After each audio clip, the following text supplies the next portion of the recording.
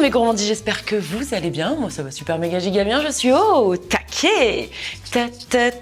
Taquet. Aujourd'hui on se retrouve pour une vidéo crash test en cuisine. On va tester ensemble un objet du quotidien, on peut l'appeler comme ça, que je vois tourner littéralement partout sur les réseaux sociaux. Mais quand je vous dis de partout, c'est-à-dire que j'ouvre mon TikTok, j'ouvre mon Instagram, j'ouvre mon Snapchat, je vois que du air fryer. Voilà, et donc du coup il y a plein d'appareils différents qui existent et qui font cette fonctionnalité de cuisson qui est différente. Je vous avoue qu'au premier abord j'étais un peu sceptique, mais après toutes les vidéos que j'ai vues, je me dis que ça a l'air pas mal du tout, notamment pour le salé. Mais aujourd'hui on va tester l'air fryer en mode sucré. Voilà, tout est dit. Si c'est pas encore fait, abonne-toi à la chaîne, active la petite cloche. Tu peux venir me suivre sur mes autres réseaux sociaux et on commence cette vidéo maintenant.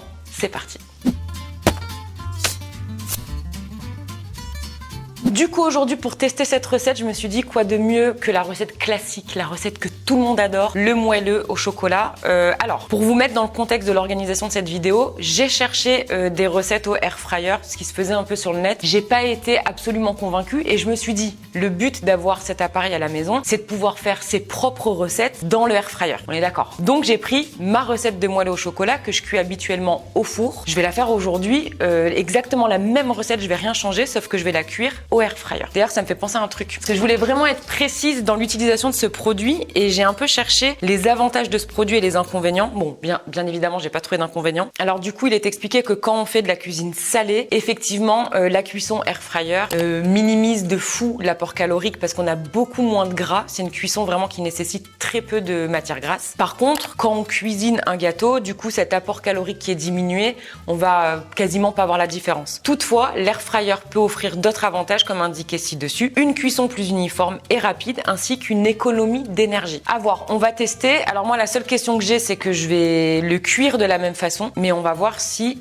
gustativement on voit une différence ou pas. Je vous avoue je suis vraiment sceptique parce que je suis team four quand même. Mais on verra, s'il faut ça va être tout aussi bon, voire meilleur. On va commencer par la première étape et pas des moindres, c'est dans un bol verser notre chocolat noir. Sur le chocolat noir on ajoute du beurre coupé en morceaux.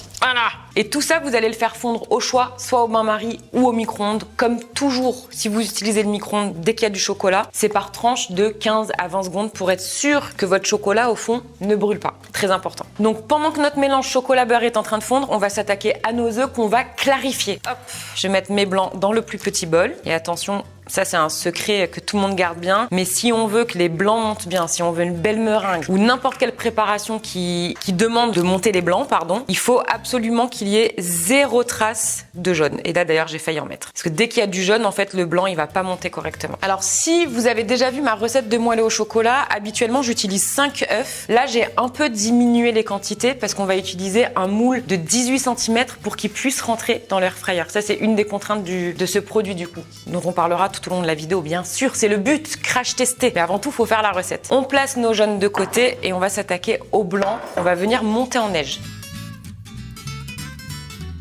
Les blancs sont montés, je répète, les blancs sont montés. Là, on monte les blancs. Mais vous pouvez aussi fouetter les œufs entiers avec le sucre pendant 10 minutes et après incorporer les autres ingrédients. En fait, vous allez avoir deux consistances différentes. Une qui va être beaucoup plus aérée avec les blancs montés, mais l'autre sera tout aussi bonne. Donc, les deux à tester, à voir ce que vous préférez. Les blancs sont montés, on peut faire le test du bol. Ok, vous avez vu ça? Ferme, mais pas trop. On a un peu cette consistance de mousse à raser qui va nous permettre une incorporation douce et légère pour ne pas casser le mélange précédent. On place nos blancs de côté. On a le mélange beurre-chocolat. Très important, là vous voyez on l'a fait fondre. On l'a laissé un petit peu refroidir pendant qu'on montait les blancs. Il faut surtout pas incorporer le mélange quand il sort du micro-ondes ou du bain-marie et qu'il est encore bien chaud. Tout simplement parce que ça va cuire vos jaunes. Sur les jaunes, on vient verser le sucre. Donc là on est sur un gâteau comme toujours avec peu de sucre, mais c'est largement suffisant pour bien sentir le chocolat. Plus on met de sucre et moins on sent les saveurs. On vient blanchir les jaunes, donc on fouette énergiquement. Voilà, on a un mélange qui a éclairci, qui est un peu plus dense. Sur ce mélange, on peut maintenant ajouter le mélange beurre-chocolat fondu, qui sent beaucoup trop bon, on est d'accord? Ça, moi, je pourrais lécher le bol, même boire le bol en vrai. On vient ajouter la farine et la levure. Donc ne prenez pas peur, on est effectivement dans un gâteau avec très peu de farine. C'est normal parce qu'on est sur un moelleux. C'est presque en vrai les mêmes quantités qu'un fondant. C'est la cuisson qui va faire toute la différence. Là, on a quelque chose d'assez dense qui tient bien au fouet. C'est pas du tout ce qu'on veut. Et effectivement, avec une consistance comme ça va être dur d'incorporer les blancs. Donc, ce que je vous conseille de faire, comme toujours, c'est de prendre une bonne louche bien généreuse de blanc, de l'incorporer dans votre mélange au fouet. Donc là, il n'y a pas de délicatesse, il n'y a pas de « Oh, j'ai peur de casser les blancs ». Non, là, tu casses les blancs. En fait, c'est ce qui va assouplir ton mélange. On y va, quoi. Voilà, on a quelque chose qui est beaucoup plus fluide. Bon, on est encore sur quelque chose de dense, c'est normal. Hein. Mais voilà, vous voyez la différence par rapport à tout à l'heure. Et donc maintenant, on va pouvoir incorporer tout le reste de blanc monté. Délicatement à la maryse, on soulève la pâte et on enrobe le blanc. Vous voyez, en fait, je le casse avec l'arête de la maryse et en même temps, on tourne le bol. Et voilà. Et là, c'est patience, amour, tendresse. Voilà. Alors pourquoi c'est important de tourner ton bol? Parce que si tu fais ça, en fait, tu vas prendre tout le temps la même masse, de la même façon. Alors qu'en tournant le bol, déjà tu prends plus de masse, plus de blanc, et en fait l'incorporation elle va être plus rapide, ce qui va permettre à tes blancs de ne pas trop retomber. Là, on a vraiment, je vais vous montrer, mais la consistance d'une mousse au chocolat. Autant vous dire que l'air fryer, il n'a pas intérêt à me la détruire, sinon ce sera vraiment du gaspillage. Hyper alvéolé, on voit vraiment les blancs qui sont incorporés, mais qui ont laissé plein de bulles d'air dans la pâte. On pourrait presque là le mettre dans des verrines et en faire des mousses au chocolat. Bon alors vu qu'apparemment il existe plusieurs marques, je vais pas faire la propagande d'une marque en particulier, j'ai pris honnêtement au hasard celui qui était le mieux noté. Après je pense que peu importe la marque, le système reste relativement le même. Hein. Du coup à savoir qu'on est vraiment sur une première utilisation, je l'ai jamais utilisé, on l'a déballé ce matin. Je l'ai juste allumé pour voir un peu le panneau tactile qui a l'air hyper simple d'utilisation. C'est juste la cuisson moi qui me stresse un peu. Donc du coup première contrainte de ce produit, c'est qu'on peut pas mettre n'importe quel moule à l'intérieur. Donc en fait il y a que cette partie qui s'ouvre. Dedans, vous avez le petit panier. Le petit panier de cuisson, donc c'est dans celui-ci que vous allez mettre votre viande, vos légumes ou autre quand vous faites du salé. Et c'est là-dedans qu'on va mettre notre moule pour cuire le gâteau. L'avantage de ce que j'ai lu, c'est qu'on peut mettre tout type de moule, silicone, inox, métal. L'inconvénient, c'est que forcément, vous allez devoir utiliser un moule qui s'adapte à la taille du air fryer. Moi, habituellement, par exemple, je fais mon gâteau dans un moule de 20-22 cm. Là, pour pouvoir gérer la cuisson dans l'air fryer, c'est pour ça que j'ai adapté la quantité d'œufs. J'ai dû prendre un moule de 18 cm. Après, peut-être qu'il en existe avec des plus grands bacs, hein, je sais pas. Moi, ce qui me fait peur, c'est que mon gâteau, il est censé monter. Est-ce que je vais pas faire catastrophe là-dedans? On verra. Après, je pense pas qu'il montera. Il est pas censé monter jusque-là, quoi. On va voir. On lui laisse sa chance, hein. Moi, j'ai envie d'y croire. Franchement, j'ai vraiment envie d'y croire. On récupère un moule beurré, fariné. Idéalement, un moule à charnière pour faciliter le démoulage. Si vous n'avez pas un moule classique. Dans mon moule, je vais verser mon appareil chocolaté.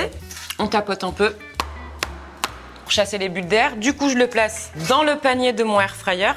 Ah, mais en fait, je suis en train de me dire, est-ce que ça se préchauffe? Moi, dans les recettes que j'ai vues, ils mettent et ils lancent. On va faire comme ce que j'ai vu. Hein. S'il y en a parmi vous qui ont cet appareil, si vous voyez qu'il y a des manips que je fais mal, s'il faut laisser préchauffer ou pas, n'hésitez pas à me le dire. Moi, je suis preneuse parce que c'est un appareil du coup que je vais sûrement utiliser au quotidien, plus pour le salé. Mais pourquoi pas, des fois, faire des petites recettes sucrées, quoi. Donc, gâteau, je peux changer ma température. Moi, je vais mettre 180 et en temps, je vais mettre 35 minutes. Bon, voilà, j'ai envie de vous dire, on se retrouve dans 35 minutes. Pour moi, ça va être un peu long, mais pour vous, c'est maintenant. Il est l'heure de démouler, enfin de sortir du air fryer notre gâteau. Pour être honnête, ça pue le cramé. On a tenu quand même jusqu'au bout, parce que je me suis dit, si je l'ouvre, ça va foirer le gâteau, et je serai ensuite la responsable. Mais ça sent quand même le cramé. Après, est-ce que c'est pas parce que c'est la première utilisation?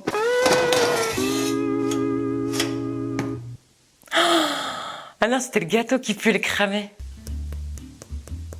Alors, toi, tu vas aller là. Oh, la gueule du truc, c'est horrible. Oh, je peux aussi être la responsable, hein, parce que je me dis que s'il faut, il fallait cuire à basse température dans ce genre de machine pendant plus longtemps, du coup, peut-être, ou moins. Mais du coup, ça enlève toute la praticité pour moi niveau pâtisserie. Parce que ça veut dire que si tu suis une recette d'un blog ou par exemple d'une vidéo YouTube, il faudra que tu adaptes à chaque fois la cuisson à ton moule et à ton appareil. On va quand même le démouler. Hein. Mais c'est une galette! Ah, c'est cramé, c'est immangeable. Honnêtement, c'est immangeable. C'est censé garder le côté moelleux et tout, mais là, pour le coup, ça n'a pas fonctionné. Hein. Il y a d'autres robots où vraiment, c'est des recettes spécifiques pour le robot en question. Notamment, je pense à un robot que j'avais testé à l'époque pour Moulinex, où, vu que c'est une cuisson particulière, c'est des recettes particulières. Je pense qu'en vrai, en ce qui concerne le sucré, en tout cas, je pense que déjà, c'est pas assez précis. Je pense que si on fait des recettes sucrées, c'est vraiment des recettes qui ont été testées, validées par des blogs ou quoi que vous pouvez trouver et qui marchent dans l'air fryer. Mais on peut difficilement mettre nos recettes dans l'air fryer si c'est des recettes qu'on a élaborées à partir d'un four, quoi, tout simplement. On va quand même le couper. Ouais, oui, c'est dommage, hein. Franchement, c'est pas... L'intérieur, il est pas scandaleux. Vous voyez, comme quoi il y a des surprises qui se cachent à l'intérieur. C'est très très moelleux. C'est la croûte, en fait, qui a cramé, c'est le dessus du gâteau. Donc, je pense effectivement, faut adapter température de cuisson et un temps de cuisson différent par rapport à cette machine. Parce que je pense qu'à basse température, un peu plus longtemps, mais en fait, on aurait eu quelque chose d'assez homogène et de sympa parce que franchement, c'est pas scandaleux. L'intérieur, l'extérieur, ouais, c'est quand même beaucoup plus joli au four. Ah ouais, c'est dommage. Non, c'est bon. Non, c'est même très bon en vrai. C'est meilleur au four, bien évidemment. C'est plus moelleux, c'est plus haut. Mais ça a cuit. Donc je pense que c'est plusieurs tests à faire pour réussir la bonne cuisson. On va enlever la croûte, on va manger que l'intérieur. Voilà. En tout cas, j'ai hâte de lire vos avis, vos impressions dans les commentaires. Et on se retrouve très bientôt dans une nouvelle vidéo. J'espère que vous avez passé un bon moment. Je vous aime de ouf, de dingue, de malade. Ciao!